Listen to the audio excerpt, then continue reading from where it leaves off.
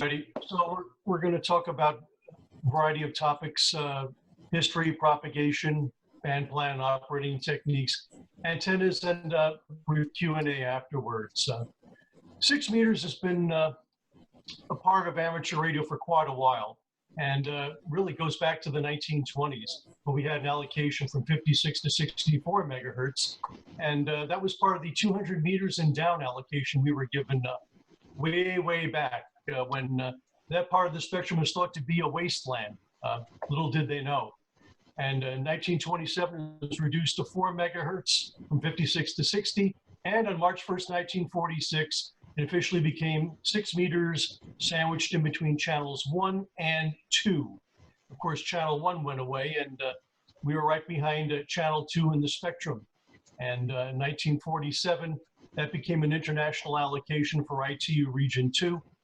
And for decades, it was the TVI band, especially in markets where you had a channel 2, like New York, Chicago, Los Angeles, Miami.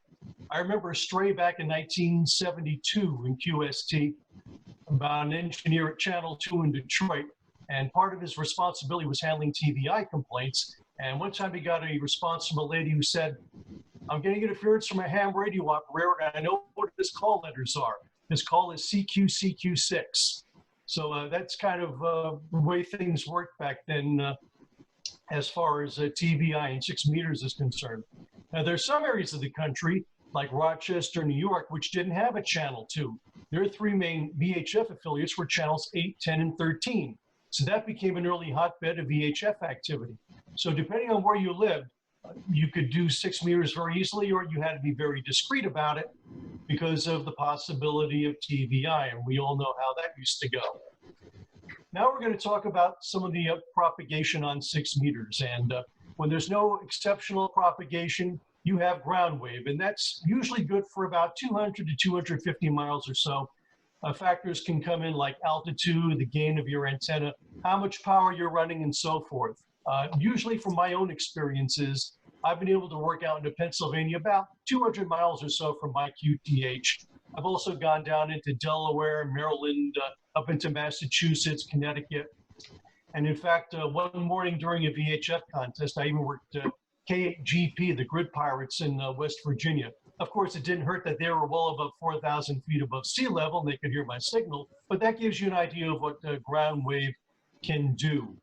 And that's usually a pretty good range when there's no band opening. But then we come to this, sporadic E propagation. This is what makes 6 meters the magic band.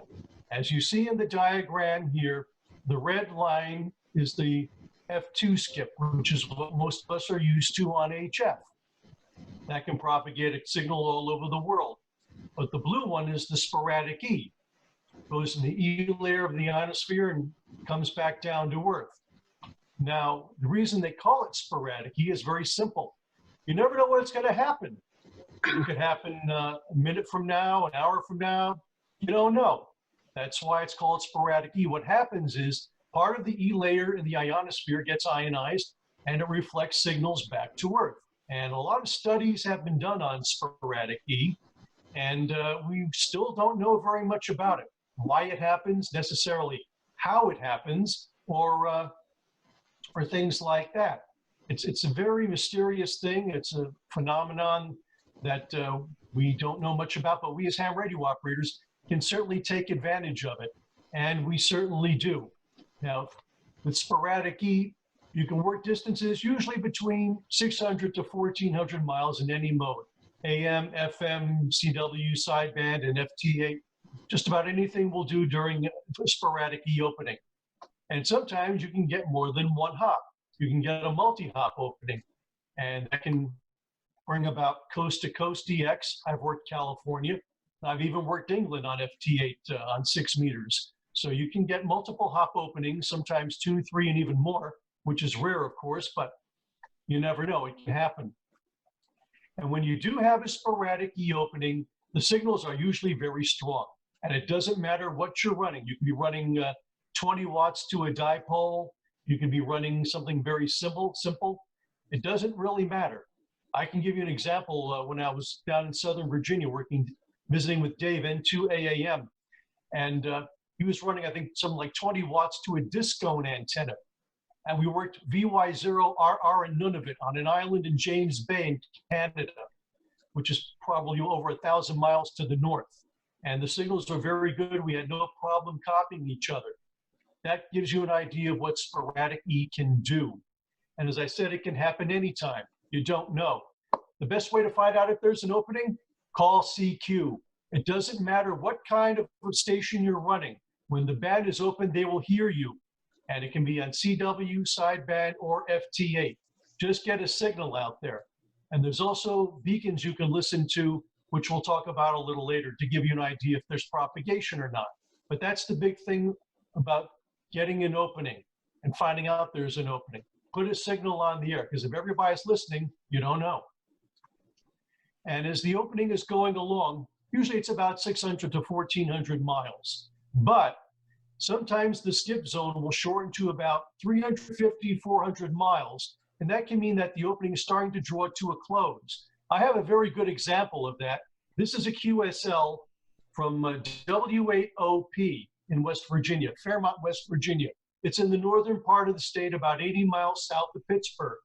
And on June 30th, 2011, we had a CW contact at about 23 minutes after 8 o'clock in the evening.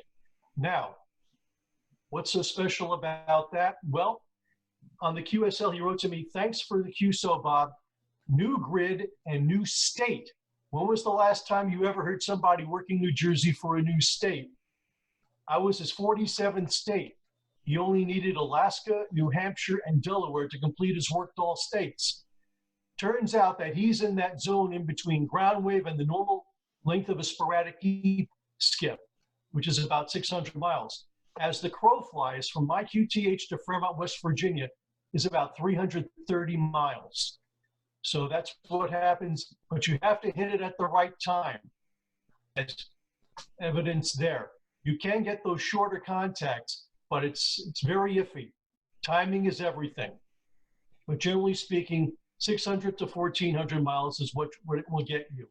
And I was very happy to send him my QSL, and I don't know if he ever made work to all states or not, but I was happy to help him toward that end. So that gives you a basic idea of what Sporadic E is like. And as far as what modes, it's always been CW and sideband. Over the last couple of years, we all know what's happened with FT8, and that's taken most of the activity to FT8 on 6 meters. And we'll talk about the frequency and everything else that goes with it. But that gives you an idea of Sporadic E. Then you have auroral propagation, and that happens when you have geomagnetic storms. That will ionize the auroral level, and will draw that ionized level further south. And that gives us propagation as well. And when you do have auroral propagation, you point your antenna north and leave it there, because that's where the propagation is coming from. Unlike Sporadic E, you can only use CW and single sideband. Any carrier-fed mode like AM or FM, FT8 won't work either. None of those modes will work in an Aurora. And when you have Aurora, CW signals will not sound like what you're used to hearing. They'll have a hiss or even a buzz to them. You have to listen very closely. It's a different kind of sound, and you can very easily miss it if you don't know what you're listening for. So that's the extent of Aurora. And when you do exchange a signal report on Aurora, usually it'll be something like 59 AU instead of 599, because you don't have that tone that you're used to hearing. So that's the way it usually works when you have an Aurora. And when you are on single sideband, those signals will sound watery and distorted. They're going to be tough to decipher, but you will be able to hear them, and you'll be able to copy them, and you'll be able to get some reasonably good DX. You can work out into the Midwest with Aurora. I've worked some 8s, 9s, and even 0s with that kind of propagation as well, and you can get well into Canada with that too. And that's another way you can fill in the holes between what might be ground wave and what would be Sporadic E. So that's another form of propagation. that you can take advantage of. Now, I would also mention that there can be F2 propagation on 6 meters, but the solar flux has to go way, way up to do that. And we're not even close to that right now at a sunspot minimum. Maybe about another 5 years, there might be a chance of it, but the solar flux has to go well above 150, probably up around maybe 180, 200 before you'll see any F2 propagation on 6 meters. So we're not going to concern ourselves about that right here.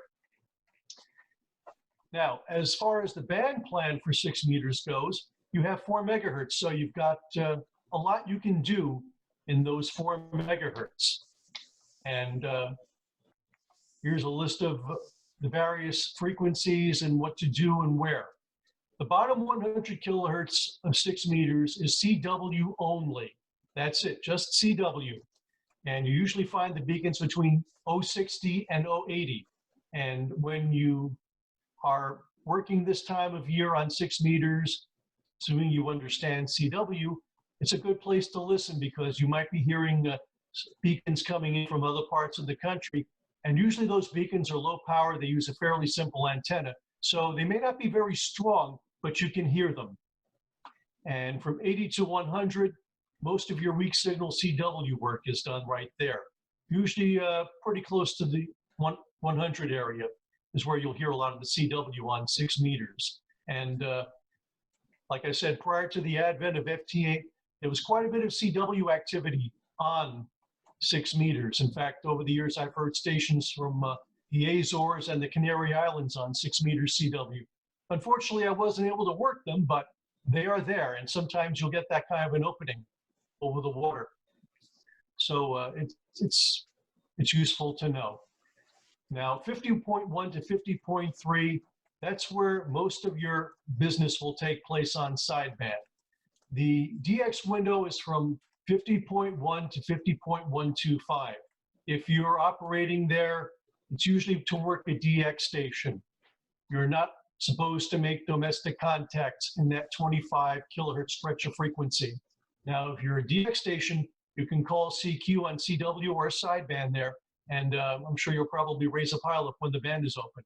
But generally speaking, you don't use that part of the band to make domestic contacts. 50.125 is the single sideband calling frequency. That's where you, if you call CQ, you make a contact and you move off that frequency, up 5, up 10, whatever the case may be, and you finish your QSO. You should not continue your QSO on that frequency. It's just for making contact, then you move off. And usually when the band is open and there are a lot of sideband signals, you'll hear signals probably from 125 up to 50.3, and sometimes even above that as well. And which takes us to 50.3 to 50.6 segment of the band where all modes take place. 50.313 is your FT8 frequency. Now, I know a lot of you may not like FT8. You may not care for it. It's not a conversational mode, blah, blah, blah.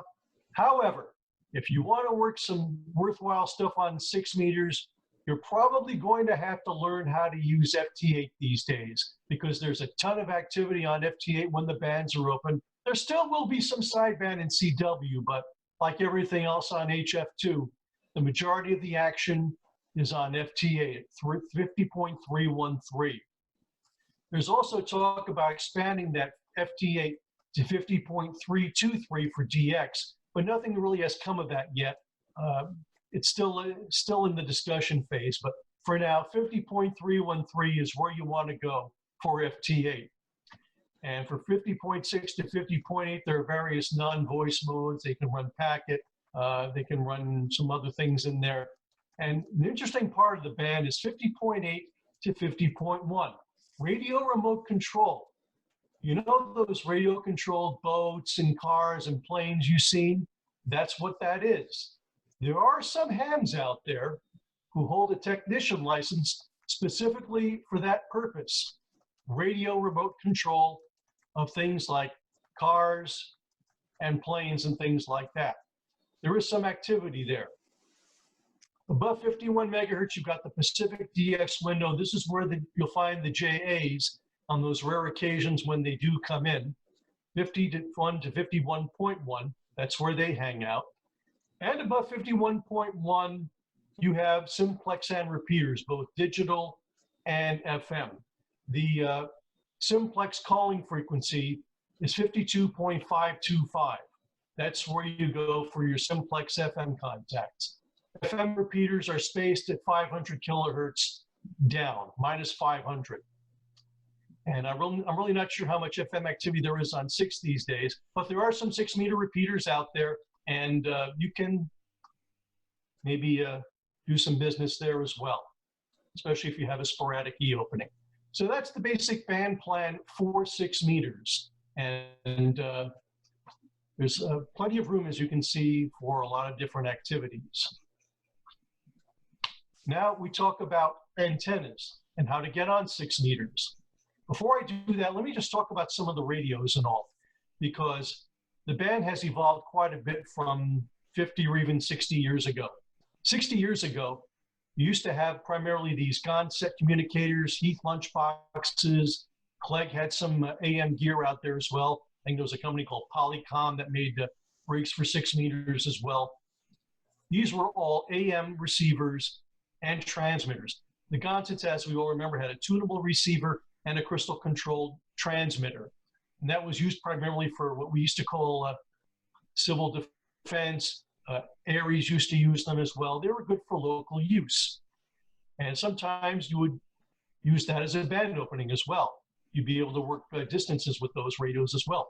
But what you'd have to do is, if you called CQ, you had to tune up and down the band, because not everyone necessarily had the same frequency crystal as you did. So that was a bit of an impediment to working 6 meters. But then as the 60s rolled along, transceivers on HF started to come along, and some of these manufacturers also started to make specific rigs for 6 meters. And 3 of them that were pretty prominent from the mid-60s to well into the 70s were the Swan 250, the Heathkit SB 110, and the Drake TR6, which was at that time probably the Cadillac of the 6-meter rigs. If you see a TR6 at a Hamfest, it's quite unusual. You only made 599 of them. And when I see a TR6 at a Hamfest, I almost always ask, what's the serial number? It gives you an idea of where it was in the run of 599. But it's a great radio. I've used it. It's very similar to a TR4. And if you've ever used that, that's a great radio as well. You can work sideband and CW on a TR6. Got a great receiver on it. And it's a nice radio to allow you to do those 2 modes. And as time went along in the 70s, some of the Japanese manufacturers started getting into the act with 6-meter radios of their own. And over time, we started to see 6 meters on HF rigs, HF plus 6 meters. And that opened up the band to a whole new generation of operators who might not have otherwise worked 6 meters. You had people who were into HF DXing and things like that. And now that they had 6 meters, a lot of them said, well, let's try this band. And some of them got hooked on 6 meters. So you never know. But that's increased the activity quite a bit in the last 25 or 30 years. So getting a rig is not a problem. A lot of you have HF plus 6-meter rigs, and if you've never explored that part of the frequency band spectrum, it's a good time to do it. Now, as far as antennas, the nice thing about the wavelength 6 meters, antennas are easy to build. You can do a simple dipole very easily, and that'll get you a lot of contacts. It's only about 9.5 feet. One article which I love is Wire Gain Antennas for 6 meters by W3RW, W3 Romeo Whiskey in February 1997 QST. It's a great article. I used the wire collinear from that article, and that's gotten me a VUCC, and I've worked about 40 states with it. It's a nice antenna. The only thing is you need a 4-to-1 balun that will work on 6 meters. And I think DX Engineering and 1 or 2 other places sell baluns that will do the job. I bought a W2 FMI balun from Amadon Associates back in 2004. And that got me on the air on 6 meters. And the antennas work very well. So I have no complaints at all. Yagis are easy to find. You can buy a Yagi. They sell many of them, even quads, or you can even roll your own. It's not that hard, and you don't need a lot of hardware, aluminum tubing to do it. And there are a lot of antenna modeling software out there. You can do it pretty easily. As I said, most HF rigs nowadays have 6-meter capabilities, and they work very, very well. So that's no problem in terms of getting on 6 meters, either in terms of the radio or the antenna. And that's pretty much what I have to say about 6 meters. This is a pretty brief talk. There's a lot more you can get into. There are books out there that take on 6 meters just by themselves, but this is the basic overall look at the band, how to get on it, the band plan, what you need to know, and your basic information on working 6 meters. You will sometimes work DX, you can get across the pond. You can also work down into the Caribbean, South America. It all depends on the openings. Now, the thing about Sporadic E is, and I should have mentioned this before, it's a very seasonal thing. Usually May, June, and July are the best times to get Sporadic E on 6 meters. It's a seasonal thing. It usually happens around the solstice, 6 weeks on either side. So we're just about to enter into the prime 6-meter season. In the winter solstice, there is a 6-meter Sporadic E season. It's nowhere near as strong or as robust as the summer season, but you still will get some Sporadic E skipping in around Christmas time, and sometimes into early January as well. One of the big operating activities on 6 meters this time of year is the June VHF QSO party, which is, I think, the second weekend in June. That one is where 6-meter operators come out of the woodwork and everybody gets on 6. And if the band cooperates, you can work VUCC very easily on 6 meters. That's 100 grid squares, which I'll talk about in a few moments. The band is open. There will be activity from all over the country. You don't have to worry about necessarily calling CQ, although you can, but you'll hear a lot of stations on when the band is open, and you can do very well in the June VHF contest. Now, I would mention something about grid squares. If you've ever heard of something called the ARRL Grid Locator Atlas, costs just a few dollars. It's very useful to have. It maps out the entire world into grid squares. The way it works is very simple. 2 degrees longitude, 1 degree latitude, starting at the Greenwich mean, and it goes all the way around the world. There are 32,400 grid squares on Earth, and a lot of them are just ocean. But a lot of them, like ours, are land. We're in what's called Fox November 20, and it's a very common grid, and it covers a larger area than you would think. Just to give you an example, it starts in northeastern Bergen County, New Jersey, around Westwood and Rivervale, goes all the way down to Brick Township, and the southern part of FN20 actually cuts the city of Philadelphia in half. North Philadelphia is still in FN20. Then it goes out into Pennsylvania a bit. Then as you go north, the northwest corner of FN20 is the town of Hazleton, Pennsylvania. So that's pretty far out in Pennsylvania when you think about it. And that's how big some of the grid squares are. So when I got that QSL from West Virginia saying a new grid, that was a bit of a surprise, because when you take into account North Jersey, the north half of Philadelphia, everything in between, that's FN20. And that's a very common grid. So that gives you an idea of how the grid squares work. Also, if you work FT8, a lot of what you do is based on grid squares as well. That's part of your calling. When you call CQ or when you call another station, you'll see their grid square as well. So this book is very nice to have when you're working grid squares and all. As I mentioned, VUCC, VHF, UHF Century Club, you get that for working 100 grid squares on 6 meters. And if you get some good openings during the June VHF contest, you might be able to get VUCC in that one weekend. That's how 6 meters can be. And right now, as we're approaching the Sporadic E season for 6 meters, I hope what you've learned here will help you get on the air, because I'm sure many of you have rigs that are capable of 6 meters. Maybe you've dabbled in the band, maybe it's something brand new to you. And if so, I encourage you to try it out, because 6 meters can be a lot of fun. when that band is open, it's wide open, and you can do a lot with it. So I hope that's pretty much what I'd like to cover here on tonight's Kawfee Talk. And if anybody has any questions, I'll be more than happy to take them right now. Okay, we're going to see. No, Mark, why don't you take it? Basically, thank you, Bob. And yes, let's open for questions or comments. I know that Fred, W2AAB, had a couple of comments here. Bob, if you want to answer or add to them. When you were talking about balance, he says make sure it's a current balance. And how about backscatter and meteor scatter? Okay, meteor scatter is something that you also get propagation for. You have to use modes like MFSK16 and all. I've never really tried that, so I'm not too familiar with it. But that's another propagation mode that you can work people. When you get meteor showers, especially in the summer, you can be able to get some DX via the meteor scatter. And backscatter too, that you can work a little bit of that as well. That's another mode that you can work in.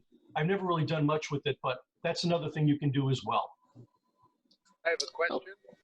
Go right ahead. Your name and call sign, please. This is Steve, WI2W. Good evening, everybody. Bob, first off, thanks for a great presentation. I'm interested to know about your 6-meter collinear antenna. Maybe you can describe it and let us know if it's horizontal or vertically polarized. Thanks. Okay, it's horizontally polarized. And it's in the article by W3RW in February 1997 QST. And basically, it's kind of similar to a ZEP antenna, where you have a stretch of wire, you have 450 ohm ladder line shorted at the bottom, then you have another wire, another section of ladder line shorted at the bottom, then another line, and it goes like that. And on the other side of the balance, you have just a short, about maybe several feet long piece of wire, and that's how it works. If you go into the ARRL archives and look up that article, you'll see how it works exactly. But it's a very easy antenna to build. I built it in just a couple of hours, and it's worked very well for me. Like I said, I have VUCC with it, and I've worked some DX. I've worked across the Atlantic with it, so it is a good antenna. Thanks very much, Bob. Question, please. Go right ahead with the question. Thanks, and a comment, Bob. Excellent, really exciting. If I'm correct, tomorrow is the 6-meter spring sprint, 4 hours, and the frequency for tomorrow is 6 meters. So perfect timing and plenty of time to get on the air. Thanks. Yeah, I'm glad you brought that up. I'm not too familiar with some of those lesser contests. The one I know is the VHF contest in June, but that's another good contest you could try in terms of getting on 6 meters, because you could get an opening. In fact, yesterday when I was listening on 6 meters, I heard a couple of weak stations from Louisiana, the Gulf Coast, in that area. So things are starting to happen on 6 meters, but it's not really, not quite the time yet. Yeah, this is like a mini version. It's 4 hours from 7 to 11 p.m. And it's one band every couple of weeks. And tomorrow happens to be the 6 meters. So a good chance to get ready for June and, kind of shake out some of the bugs and get on the air. Thanks again, Bob. Okay. Very good. Bob, I have a few questions or comments here from the chat, which I'll give to you so you could go a little bit more into them. One is the magic of 6 meters friendly to QRP. That is one by Robert. I have a question here from Mike, Alpha Delta Zero Whiskey Bravo, who is asking, is there a point of diminishing returns on antenna height? I have a par omni angle at about 15 feet. Should I try to get it higher? And let me see what other comment. What was the name of the antenna again in the 1997 QST? By who? Can you later post it in the chat or somebody do that? Actually, somebody did. Fred, thank you very much. And somebody here, K3DQB, Walt, made a comment that he has many contacts on 6 only using 10 watts with his ICOM 703. So you had a couple of questions there. The magic of 6 meters friendly to QRP and the point of diminishing returns on the antenna height. Okay, QRP is fine on 6 meters. As I said, it doesn't matter what you're running. You'll work people, and your signal will become dusting in if you're running 5 watts to a dipole. There's it seems like there's some application when you have the Sporadic E. So you can definitely run QRP on 6 meters, and it will work a lot of people. Now, as far as antenna height is concerned, yes, I would encourage you to try to get that antenna as high as you possibly can, because from my own experiences, I've done a lot of mountain topping on 6 meters, and when you're on top of a mountain, you will hear signals up on top of a mountain that you will not hear at sea level. So yes, get that antenna as high as you possibly can. Super. Thank you very much. Any other questions? Comment? Go Yeah. right ahead. No more? Let's go with the comment first, and then I'll go with Gordon. Comment, name and call sign. Okay, N2AM, Dave. Okay, Dave. Yeah, I mentioned that VY0RR contact we had.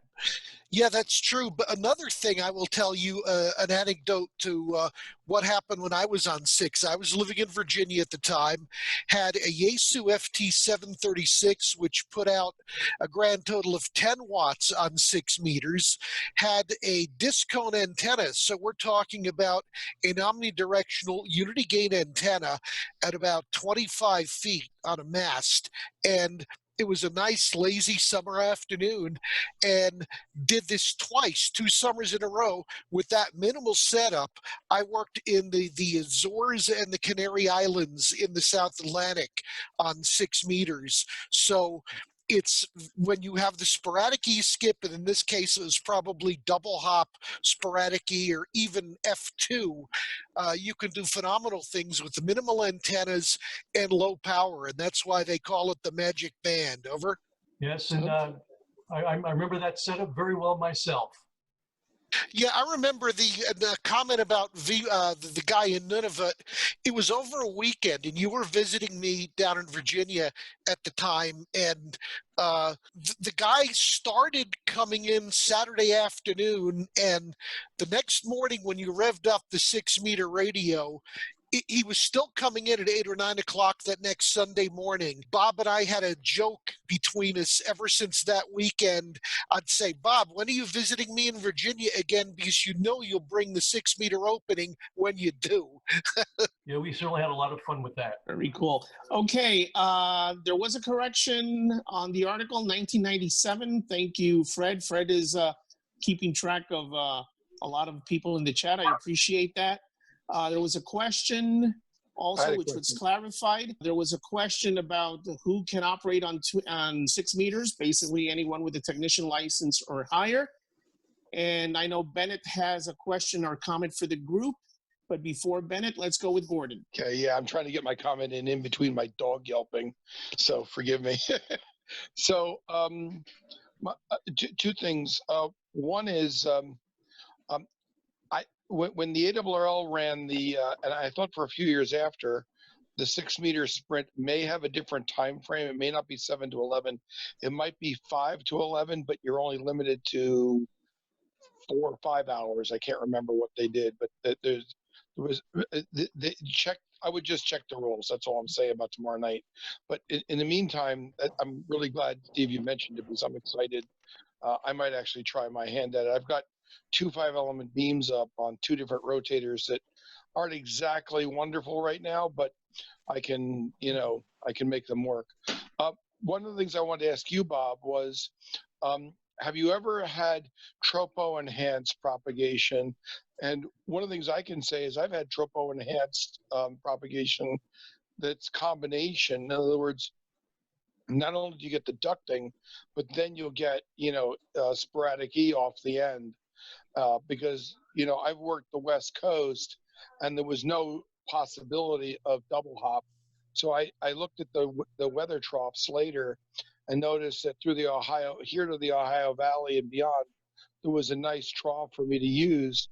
And then there were people reporting from that area, like in the St. Louis area and west, were working the West Coast. via Sporadic E. So go figure. Okay, I don't really think I've experienced much in the way of tropo propagation, but I have worked the West Coast on double hop. But yeah, there are all sorts of combination propagation you can get.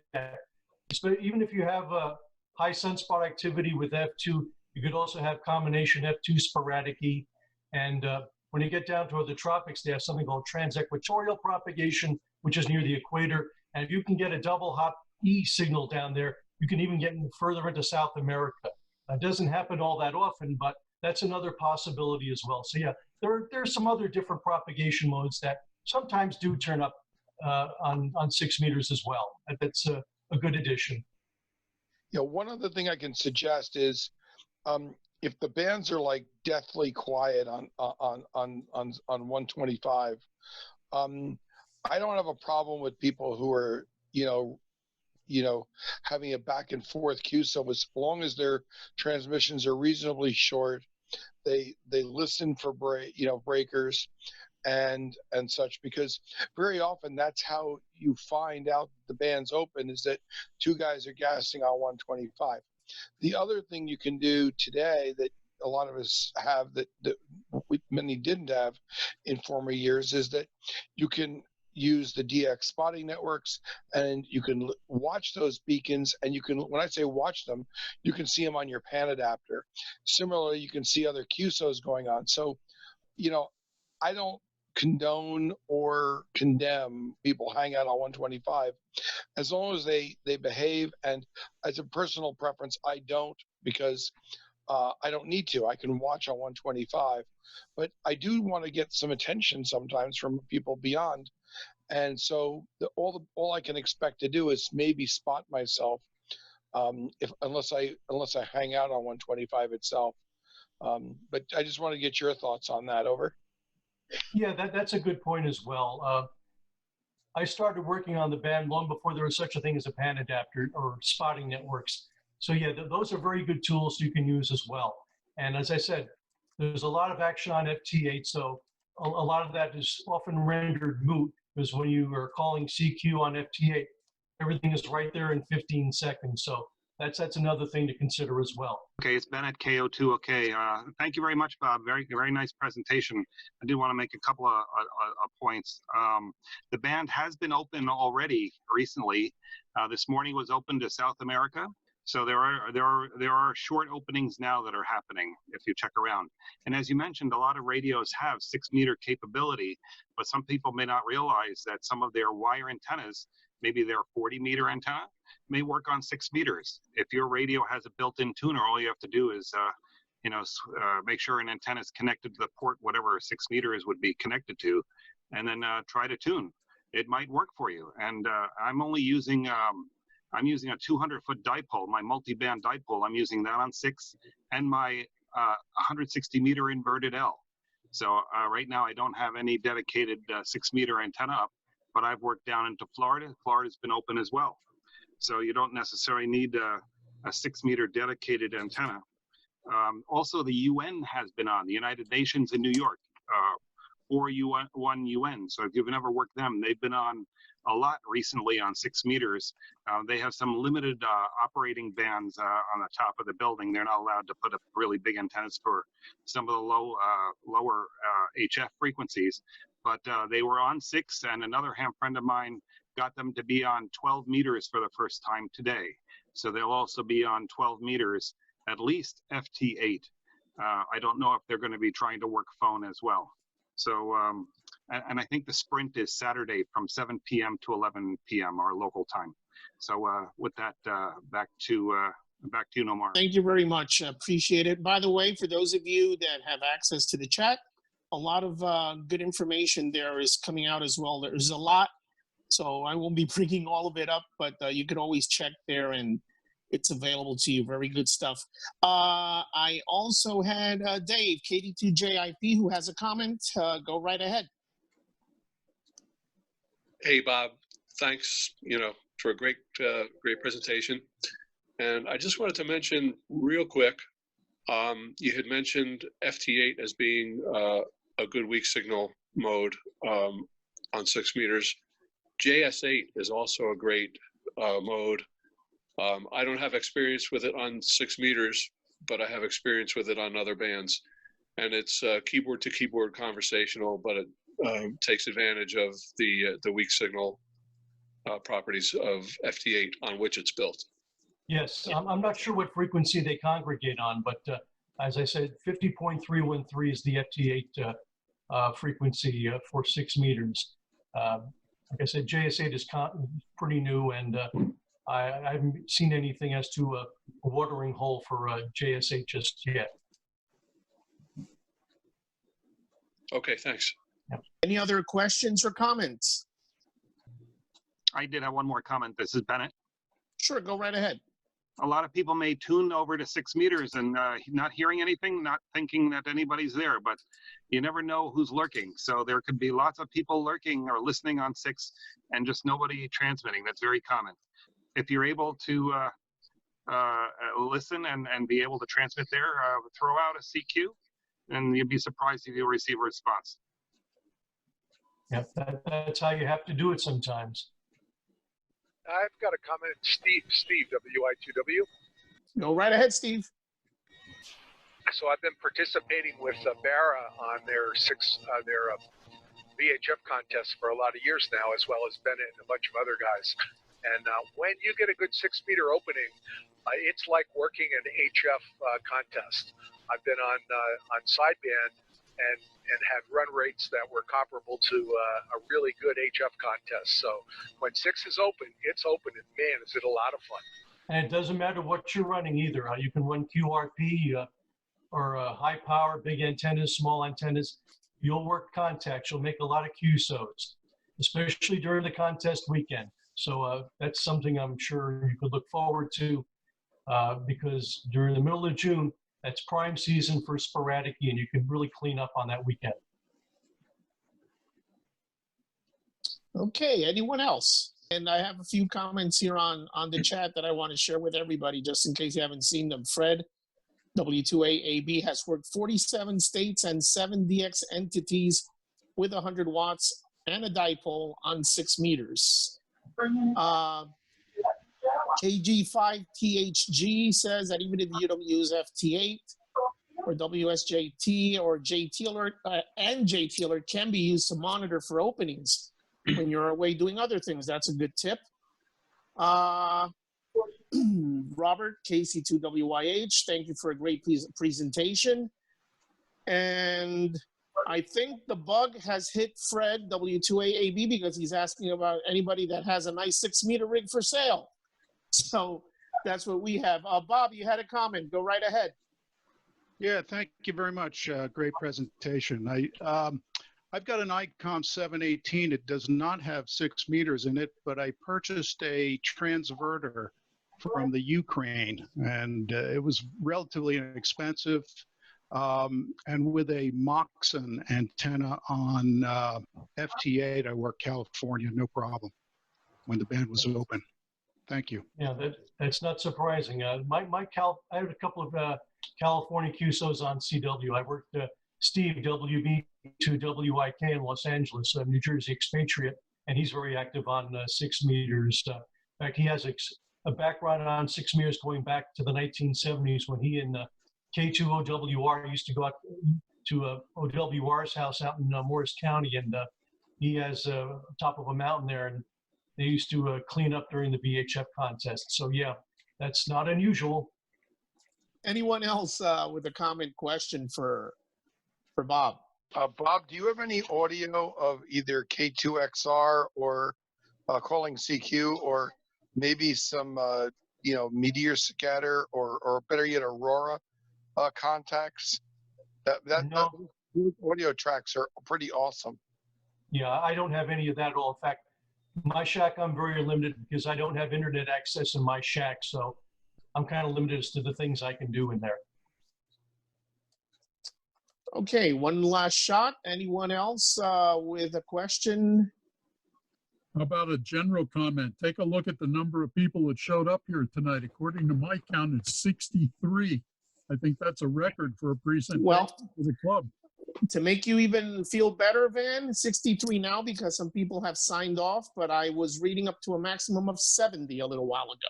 73. 73 you got? Oh, how appropriate. 73. Very cool. Okay. A nice comment here for those members of FRC that are part of this tonight. Thank you, Carl, W2KBF. He heard a rumor. Van has been with FRC for a while. Maybe you could answer this one, Van. He heard a rumor that FRC considers 1,499 watts and down to VQRP. Is that true? Leave it to Carl to come up with yeah, that's true. Some of the stations are unbelievable in the serious contesting group. It's not unusual to have 3 or 4 towers, and W2GD could speak to this point. He's climbed most of them and helped put up a lot of those antennas. In fact, one time he came up here to help me with my measly little 40-foot tower. And I said to him, "Where you been lately?" He said, "Oh, I was down in Texas. I put up a 4 square for a guy." And I said, "Wow, that's nice. What was it?" He said, "Well, it was 4 200-foot towers. And then he had to climb and put wires between the 4 of them because it was a reversible 4 square. So, yeah, the guys that are into serious contesting, and there's a bunch of guys in 6-meter contesting that have some pretty nice looking stuff too. One of them is right near me, an old ex-school teacher, Andy Furlong, WB2GKW, I think. Anyway, he's got a house up here on the hill in Pennsylvania with like 4 or 5 towers for moon bounce and whatever. So yeah, you don't need anything like that. It makes it more fun. But don't let that dissuade you from hanging a wire out the window and getting on the air. That's the most important part. Okay. Anyone else that wishes to comment or has a question? Good evening. I'm Tony, K2AMI. Go right ahead, Tony. Good evening. Just to comment, you talk about big arrays and so forth. Well, for years, I've been running a 4-element 6-meter beam on about 25 feet, at level 25 feet. And my level above ocean level is, I'm 60 feet above sea level. So 60 feet above sea level isn't very much. And 25-foot tower with 4 elements. And I have a lot of fun. Sometimes I win a contest and sometimes I come close to winning. But the 6 meters is a lot of fun when it's working, and you don't need a lot of equipment to do it. I also have a modified SB220 that puts out on full power, put out 1,000 watts on 6 meters, and it's a minor design to change a SB220 to a 6-meter amplifier. Lots of design items have been written on the internet if you wanted to go into that details. So again, 6 meters is great. Unfortunately, it's not a 12-month operation. It works well now in the summer, so we'll get into it. Thank you. Okay, thank you very much. Anyone else? I want to thank everybody for joining in with us tonight on our first virtual coffee talk presented by the Fairlawn Amateur Radio Club. I want to thank everyone that participated. For those of you that listened, a lot of good information came out of this, a lot of good, I don't know, intrigue of the band. And I've only used it maybe once or twice in my years as a ham. So this might be a way of starting to get interested in it. And before we close this session, I wanted to present Ed, WX2R, our Public Information Officer, and our ambassador, as I have named him for FLARC, out of our area, who did a great job, and we appreciate the promotion you gave to this coffee talk. And I would like for you to offer some words and maybe some announcements that would be of interest to everybody. Yeah, thanks, Nomar, and thanks for the promotion. So I'm honored. So just, for everybody who are guests tonight or first-time members to FLARC, welcome. You know, we're looking to do this on a monthly basis, and it's really nice to see the turnout today. So if you're interested in getting our newsletter and getting on our mailing list, send me an email. Okay, I think I sent it a little earlier through chat, but for those who haven't been reading it, it's Whiskey X-Ray 2 Romeo, WX2R at ARRL.net, WX2R at ARRL.net, and I'll send you a copy of the newsletter and get you on our e-list. Okay, from there. So and if you're interested in joining the club, check out our website at FairlawnARC.org, FairlawnARC.org, and the member application is there as well too. We'd love to have you join us as well. So Nomar, let me turn it back to you, and thanks for the time. Okay, so everyone, thank you very much. I want to thank Bob N2SU for an excellent presentation. We will also like to thank Tom, W2NZ, for hosting this virtual meeting, for presenting it. And as I had mentioned in the chat a little while ago, this has been recorded. I believe, and Tom, correct me if I'm wrong, that this will be again set in our YouTube page. Right. So for those of you that have YouTube, not only this presentation, are we going to have it on, Tom? Yes, absolutely. Okay. But in the meantime, Tom has presented a great assortment of videos of past presenters at our club, and I am sure that each one of you will get a kick out of it. So visit the FLARC YouTube page, Fairlawn Amateur Radio Club, and you can find a lot of great information, a lot of great speakers, and soon you'll have this one. Plus, I'm just going to give you here a plug for next month. On the third Friday of June, we will have a presentation by KD2BKD, Bob. He will be talking about DMR radio. And for July, we already have planned up to July, we will have a presentation by AC2ZU, Charlie, on the life of Nikola Tesla. So that's going to be a great one too. So put it in your calendars. Remember, as we normally do when we're back in our clubhouse or in the senior center, third Fridays is speaker night. So we will be continuing that virtually for the time being. And we hope that all of you could join us here virtually. And once we're back in the clubhouse, visit us at the clubhouse. We will always be very happy to greet you and have you join us and enjoy a great, friendly club full of information, full of knowledge, and I guarantee you, you will not be disappointed. So with that, anyone else that needs or wants to say something?